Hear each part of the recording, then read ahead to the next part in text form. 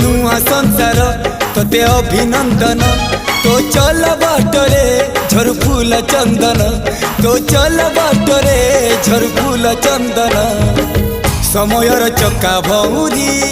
घुरे घुरे फुले कांदनालो चढ़ीबु तू फूल सवारी धीरे धीरे फुले कांदनालो बाहादर सुख परा विधाता देइछि तोते विरह वेदना सबु सहिबाकु हवा मते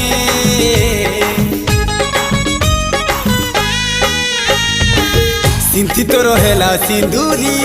धारे धारे फुले कांदनालो चढ़ीबु तू फूल सवारी धीरे धीरे फुले कांदना।